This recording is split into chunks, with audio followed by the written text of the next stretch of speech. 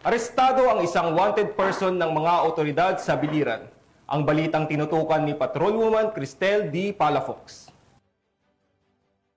Mga otoridad ang isang lalaking wanted person sa kasong paglabag sa RA 9262 sa Barangay Poblasyon, Almeria, Biliran. Bandang alas 11:55 ng tanghali nang maresto ang akusado ng mga tauhan ng Almeria Municipal Police Station kasama ang Biliran Provincial Intelligence Unit sa bisa ng warrant of arrest para sa kasong paglabag sa RA 9262 o Anti-Violence Against Women and Their Children Act of 2004 na may narekomendang piyansa na 50,000 piso para sa pansamantalang kalayaan. Dinala ang akusado sa Almeria Municipal Police Station para sa kaukulang dokumentasyon at tamang disposisyon. Ang pambansang pulisya ay masigasig sa pagtupad ng kanilang tungkulin na panagutin ang mga lumalabag sa batas upang mapanatili ang kaayusan, kapayapaan at seguridad ng mamamayan tungo sa isang ligtas, maunlad at disiplinadong bagong Pilipinas.